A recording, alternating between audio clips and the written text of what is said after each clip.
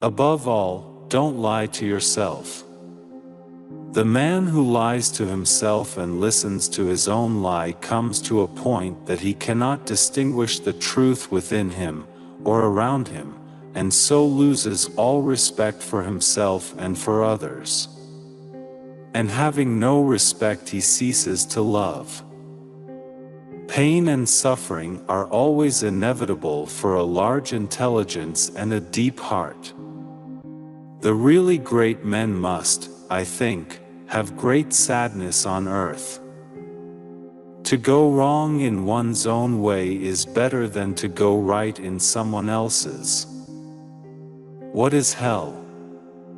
I maintain that it is the suffering of being unable to love.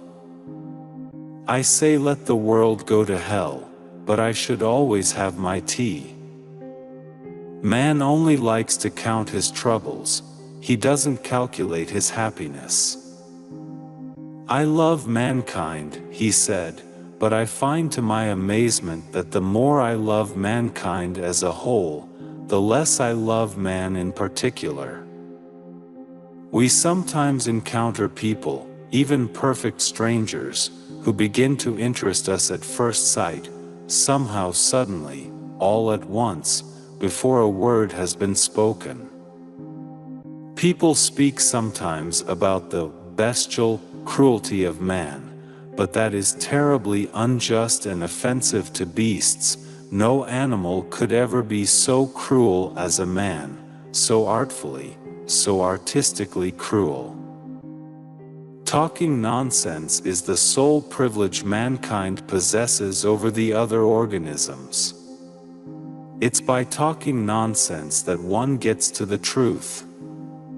I talk nonsense, therefore I'm human. The mystery of human existence lies not in just staying alive, but in finding something to live for. Taking a new step, uttering a new word, is what people fear most. The world says, you have needs, satisfy them. You have as much right as the rich and the mighty. Don't hesitate to satisfy your needs, indeed, expand your needs and demand more. This is the worldly doctrine of today. And they believe that this is freedom. The result for the rich is isolation and suicide, for the poor, envy and murder. Much unhappiness has come into the world because of bewilderment and things left unsaid. I am a dreamer.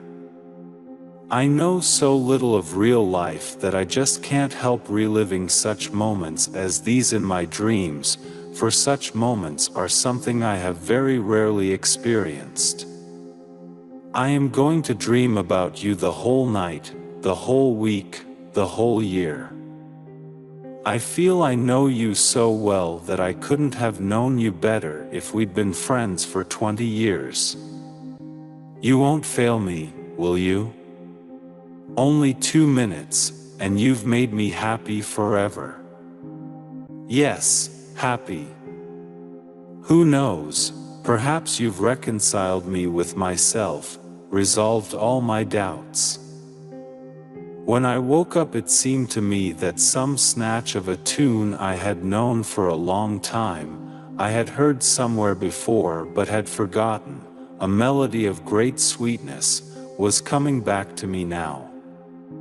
It seemed to me that it had been trying to emerge from my soul all my life, and only now, if and when you fall in love, may you be happy with her. I don't need to wish her anything, for she'll be happy with you.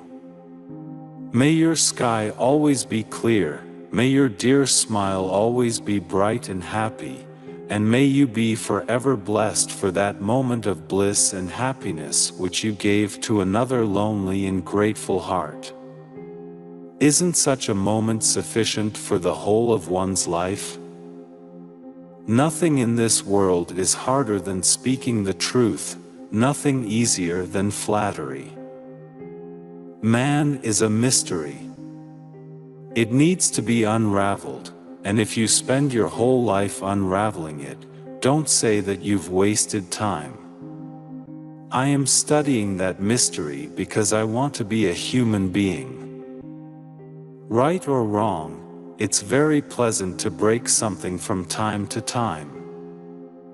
I can see the sun, but even if I cannot see the sun, I know that it exists. And to know that the sun is there, that is living. The awful thing is that beauty is mysterious as well as terrible. God and the devil are fighting there, and the battlefield is the heart of man. If you wish to glimpse inside a human soul and get to know a man, don't bother analyzing his ways of being silent, of talking, of weeping, of seeing how much he is moved by noble ideas. You will get better results if you just watch him laugh. If he laughs well, he's a good man. It is not the brains that matter most, but that which guides them, the character, the heart, generous qualities, progressive ideas. Don't let us forget that the causes of human actions are usually immeasurably more complex and varied than our subsequent explanations of them. Pain and suffering are always inevitable for a large intelligence and a deep heart. I think the devil doesn't exist, but man has created him. He has created him in his own image and likeness. If you want to be respected by others, the great thing is to respect yourself. Only by that, only by self-respect will you compel others to respect you.